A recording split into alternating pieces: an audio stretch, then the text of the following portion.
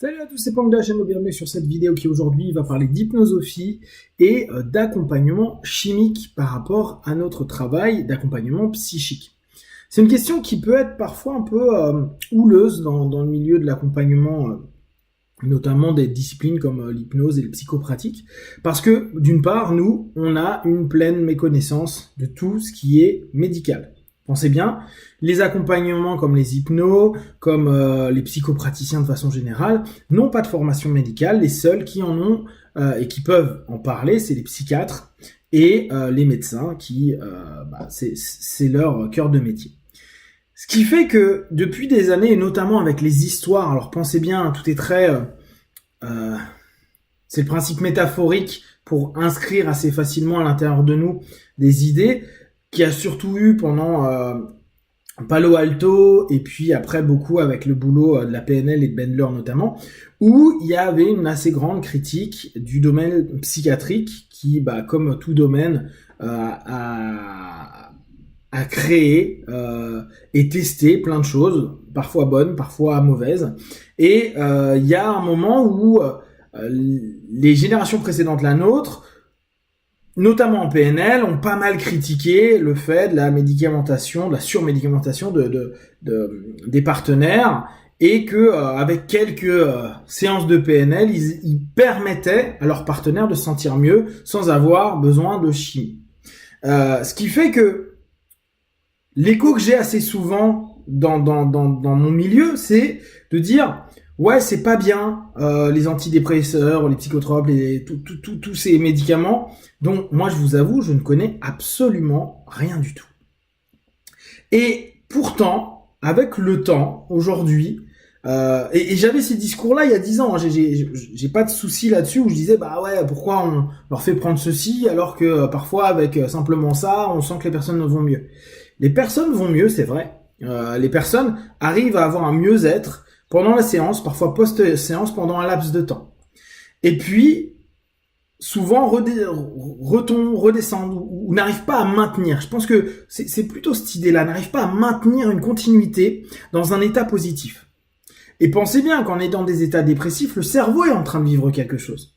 Il se passe plein de choses et il est notamment en train de se rétracter. Il est en train de vivre pas mal d'impulsions qui sont assez négatives et qui sclérosent, qui bloquent complètement différents aspects de notre psyché, de nos circuits cognitifs et de notre circuit corporel. Donc, il y a quelque chose de physique qui se passe.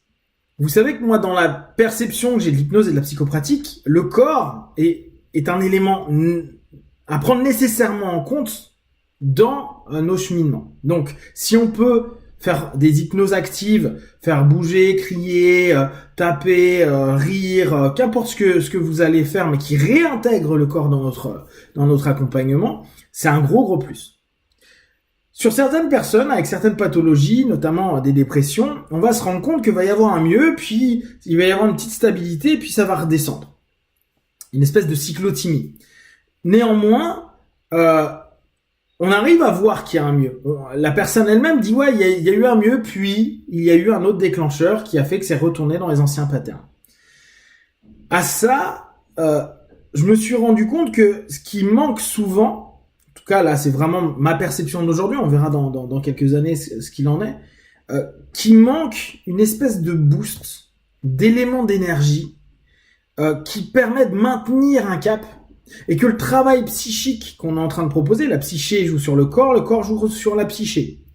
Si le corps est down complètement, la psyché qu'on arrive un petit peu peut-être à stimuler, à refaire vivre et à retourner sur des phases mémorielles et des phases sensitives positives, va recréer un ensemble de cause à effet qui va restimuler le corps. Mais pour combien de temps ? C'est pour cette raison que il est bien vu et utile de proposer à nos partenaires d'apprendre l'auto-hypnose, la méditation, des travaux personnels qu'ils peuvent mettre au quotidien en pratique pour se permettre de démultiplier le levier de mieux-être qui a été proposé durant la session. En tout cas, le levier de mouvement qui a été proposé pendant la session. Ce qui se passe par contre, c'est que au travers de ce cheminement-là, la plupart des nouveaux venus dans nos pratiques ne vont pas pratiquer. On sait que les prescriptions de tâches, une grosse partie de nos partenaires ne les font jamais, en trouvant toutes les excuses du monde. Et c'est là où je me dis, bon, il y a un état qui a pu changer, ne serait-ce qu'à laps de temps. C'est-à-dire que ça ouvre une opportunité de dire, il y a une possibilité d'être mieux. Néanmoins, ça ne se maintient pas dans le temps. Donc, bien sûr, il y a plusieurs sessions, ça se fait petit à petit. Mais si on voit que régulièrement ça retombe, et qu'on sent qu'il y a quelque chose, on sent où la personne l'a très bien défini avec son psychologue ou psychiatre, il est peut-être utile d'utiliser du chimique. Pourquoi ? Alors le chimique, aucun hypno ou psychopraticien, en tout cas aucune personne qui ne fait pas de médecine peut vous en prescrire. C'est vraiment que les psychiatres, les docs. À ce moment-là, l'intérêt c'est quoi ? C'est que, en tout cas d'observation, moi j'ai eu des partenaires qui ont commencé à prendre, au bout d'un moment, le minimum d'un antidépresseur. Et ils me disaient, waouh, c'est super, j'ai l'impression que vraiment je me sens mieux. Et en plus avec le boulot qu'on fait, je sens que ça m'ouvre des opportunités, des possibilités, je me sens bien.